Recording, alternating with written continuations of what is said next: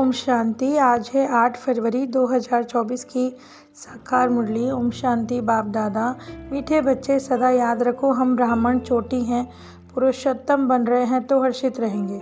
अपने आप से बातें करना सीखो तो अपार खुशी रहेगी। बाप की शरण में कौन आ सकते हैं? बाप शरण किसको देते हैं?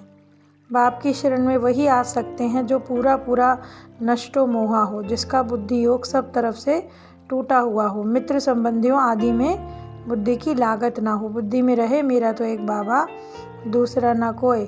ऐसे बच्चे ही सर्विस कर सकते हैं। बाप भी ऐसे बच्चों को शरण देते हैं। ओम शांति।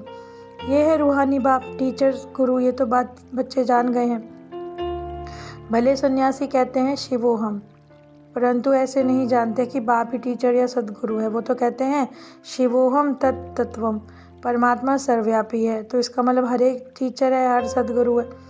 तो बाबा ने समझाया है ऐसे नहीं कि सब सब्जेक्ट स्टूडेंट की बुद्धि में रहती है। यहाँ जो बाप पढ़ाते हैं वो 1 सेकंड में बच्चों की बुद्धि में आता है, क्योंकि तुम रचना के आदि मध्य अंत को सुनते और जानते हो। और उस सब जिस्मानी पढ़ाई में सब्जेक्ट्स अलग होते हैं और तुम्हारे अलग हैं। तो बाप ने कहा है तुम सिद्ध कर सकते हो, क्योंकि आत्माएं कहती हैं ओ गॉड फादर, ये सुख दुख का खेल है।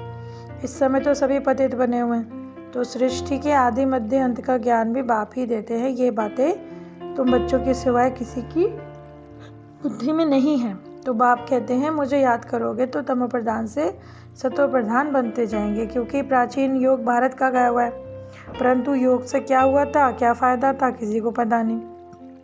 बाकी तो हठ योग आदि मनुष्य सिखलाते हैं ही, देवताएं ना सीखते हैं ना सिखलाते हैं। दैवी दुनिया में योग की बात ही नहीं। बाप आते हैं संगम पर, क्योंकि नई दुनिया स्थापन करनी है। तो पुरानी दुनिया से नई दुनिया बदली हो रही है।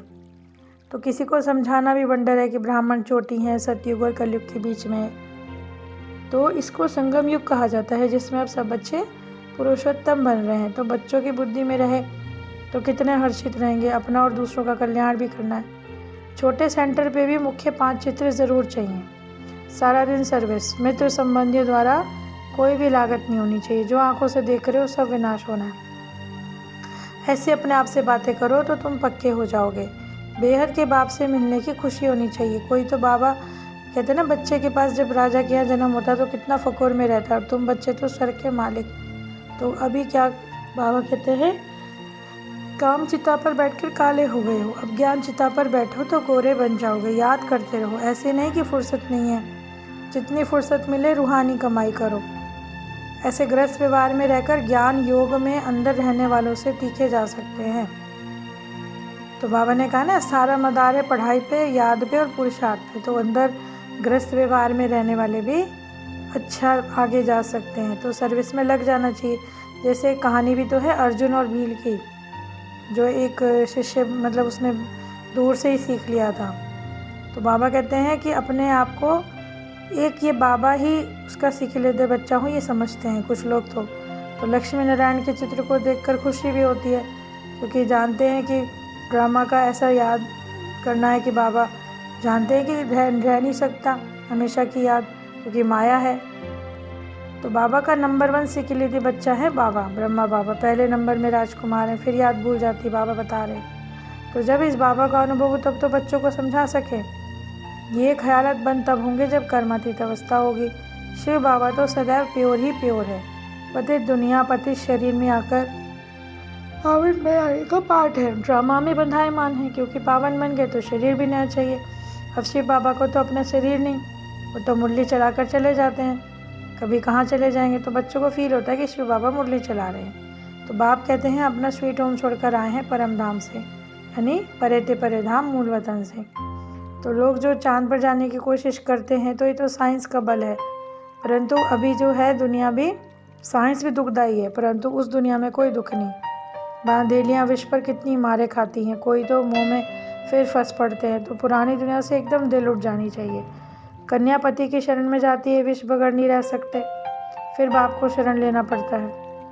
परंतु पतियों का पति मिला है, बुद्धि से उसकी सगाई कराते हैं। तो जैसे कन्या की प्रीत उससे जुड़ जाती है, तो आत्मा की प्रीत परमात्मा से है। तो तुमको कितनी खुशी होनी चाहिए। पहले तुम निर्विकारी थे, अब कांटे हो गए। तो बाबा को बबुलनाथ भी कहते हैं, क्योंकि कांटों को भी फूल बनाते हैं। भक्ति मार्ग में तो कितने नाम रख दिए। वास्तव में असली नाम शिव है। रुद्र ज्ञान यज्ञ, शिव ज्ञान यज्ञ एक ही बात है। रुद्र ज्ञान यज्ञ से विनाश ज्वाला निकली और श्री कृष्णपुरी आदि सनातन देवी धर्म की स्थापना हुई। तो ये सब बातें अब तुम ही जानते हो कि कैसे ब्रह्मा सरस्वती ही लक्ष्मी नारायण बनते हैं। तो खुशी में जो रहने नहीं देती वो माया है। काम महाशत्रु है, जैसे नाम रूप में फंसा देती है माया।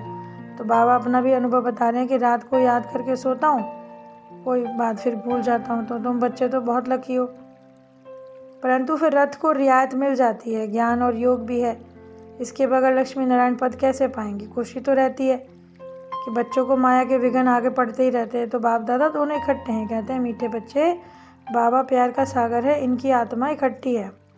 तो बहुत मीठा बनना है। भारत बहुत बड़ा है, इतनी सर्विस करनी है, फिर विक्रम भी विनाश करना है।